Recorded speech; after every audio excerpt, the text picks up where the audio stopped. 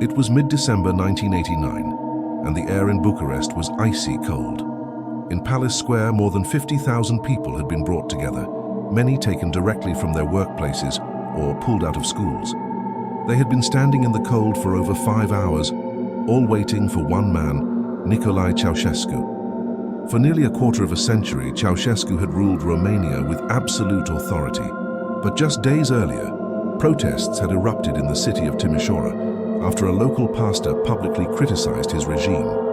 When authorities attempted to arrest the pastor, locals resisted, and Ceausescu's forces responded with gunfire. The violence shocked the nation, and the uprising quickly began to spread. In a desperate attempt to regain control and restore his public image, Ceausescu organized a massive rally in Bucharest. It was to be broadcast live on national television, a public display of loyalty and power. But what followed would become his greatest miscalculation. As he stepped onto the balcony overlooking Palace Square, loud cheers erupted, or so it seemed. In truth, the cheering was fake, a pre-recorded audio played through hidden loudspeakers. The crowd remained stiff and unresponsive. Only a few rows near the front were moving, while the rest stood in eerie silence. As Ceausescu began his speech, everything appeared normal at first. But then something unexpected happened. Cries began to rise from deep within the crowd. Real cries, not part of the staged applause. Panic rippled through the gathering. Off-camera, demonstrators were breaking through police lines, advancing toward the Central Committee building where Ceausescu stood. Elena, his wife, began shouting frantically. Security personnel confirmed the worst. Protesters were storming the premises. Following prearranged instructions, the television camera panned away from the chaos and pointed toward the sky. Despite the growing danger, Ceausescu continued speaking, now promising sudden wage increases and pension boosts, trying to regain control. But it was too late. The illusion had shattered, and many in the crowd were already heading into the streets, calling for freedom and chanting for the dictator's downfall. Outraged, Ceausescu ordered a violent crackdown. Tanks and troops rolled into the city, and the secret police were unleashed. Protesters were gunned down in the streets. Snipers perched on rooftops targeted those who resisted. By morning, blood stained the asphalt. Fire hoses were used to wash the streets clean. Ceausescu, still in Bucharest, believed the rebellion had been contained. But just before dawn, reports came in that thousands of workers were leaving their factories and marching toward the city center. Something had changed. Soldiers sent to stop them now refused to fire. Some even joined the protests. As the crowd swelled, Ceausescu convened an emergency meeting with his remaining loyalists inside the Central Committee building. Outside, hundreds of thousands of demonstrators surrounded the complex, preparing to storm it. With little time left, Ceausescu ordered a helicopter to the rooftop. Shaken and pale, he and Elena were carried aboard by guards. They lifted off just moments before protesters reached the building. The helicopter first flew to Snagov, where Ceausescu tried to rally military support, but no one answered the call. Their pleas were ignored. The pilot urged them to flee again, this time leaving behind 2 senior officials to reduce weight. Ceausescu directed the pilot toward Titu, hoping to find refuge in a military base. But a chilling message came over the radio. All air traffic was grounded, and unidentified aircraft would be shot down. Forced to land near Târgoviște, they were stranded on the roadside with just 2 bodyguards. Eventually, they hijacked a passing car driven by a bicycle mechanic. As they traveled, they listened in disbelief to radio broadcasts declaring the revolution's success. The mechanic, Petre, suggested they hide at an agricultural research station on the city's outskirts. There, the director locked them in a room, a makeshift cell. Not long after, local police arrived and took the Ceausescus into custody. The former dictator and his wife, now fugitives of the revolution, were transferred to a nearby military barracks in Târgoviște. The situation was chaotic, and tensions were high. The new provisional government, hastily formed amid the collapse of the regime, knew that any delay in handling the Ceausescus could lead to further unrest, or even an attempt to rescue them by loyalist forces.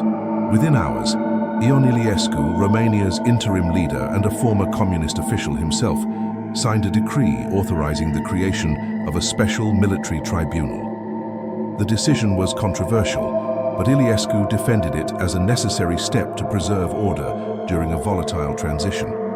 The tribunal was assembled almost immediately. There were no appeals, no defense teams, no opportunity for witnesses.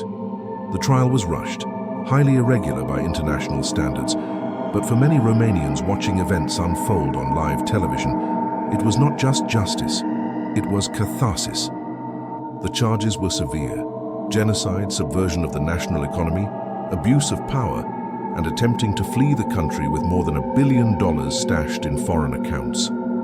As the list was read, Nicolae Ceausescu chuckled with contempt. He refused to recognize the authority of the court, calling the proceedings a coup staged by traitors. Elena Ceausescu, who had long styled herself as a brilliant scientist and held considerable political power in her own right, matched her husband's defiance. The couple sat side by side, visibly unshaken, surrounded by soldiers in camouflage and flanked by makeshift walls in what resembled more a storage room than a courtroom. Yet behind the bravado, there was a sense of disbelief. For decades, the Ceausescus had ruled with near absolute power. Their portraits hung in every government building, their speeches were broadcast relentlessly. Their control over the Securitate, the feared secret police, was total. Now, stripped of titles and power, they were alone, surrounded by enemies. The trial lasted less than 2 hours. At 2:40 p.m. on December 25, 1989, Christmas Day, the verdict was announced.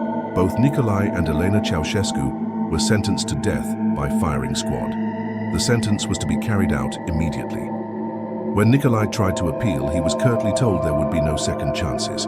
He asked to be executed alongside his wife. The guards, perhaps moved by the strange intimacy of the request, agreed. When soldiers returned with ropes to bind their wrists, the Ceausescus protested. "We will not run," Nicolae insisted. "There is no need to tie us like animals." But the guards, following orders and fearing the unpredictable, bound them anyway. The couple was marched out into a cold concrete courtyard behind the barracks. A hastily constructed wall stood in front of them, its surface pocked and grey, destined to become infamous within hours. As they faced the wall, the moment turned surreal. Elena reportedly cried out in rage and disbelief, shouting insults at the soldiers. Others claim she broke down in tears. Witnesses later gave conflicting accounts, but the emotional intensity was clear. Nicolae, on the other hand, appeared strangely calm. In his final seconds, he began singing the opening lines of the Internationale, the anthem of international socialism.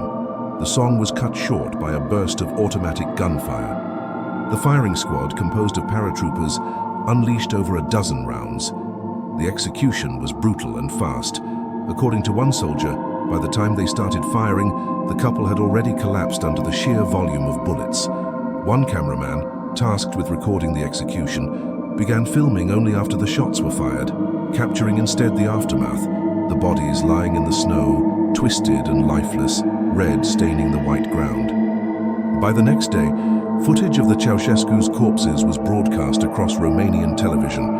For many citizens, who had long been kept in the dark about the excesses and abuses of the regime, the images were both shocking and strangely liberating. It was a gruesome confirmation that the dictatorship was truly over. The fall of Ceausescu marked the end of the last hardline Stalinist regime in Europe. In the days that followed, Romanians poured into the streets, tearing down statues, burning propaganda, and reclaiming public spaces. Churches, long repressed, reopened their doors. Former Securitate buildings were ransacked. Whispers of hope, long buried under fear, began to grow louder. In May 1990, Romania held its first free elections in more than 50 years. Though Ion Iliescu would go on to win the presidency, prompting criticism from some who feared he represented a continuation of the old guard, the transition had begun. The path forward was uncertain, and the scars of dictatorship would not heal quickly. But the machinery of oppression had been dismantled. In the decades that followed, Romania would slowly emerge from the shadow of tyranny. It joined NATO in 2004 and became a member of the European Union in 2007. Though challenges remained, corruption, economic instability, and the lingering trauma of authoritarianism, the country was fundamentally transformed. Today, the Ceausescus are remembered not as heroes, but as warnings. Their fall was as dramatic as their rise, a symbol of how absolute power, once challenged by the will of the people, can collapse in an instant. And in that snowy courtyard in Târgoviște, history took a final breath, marking the end of an era and the beginning of something new.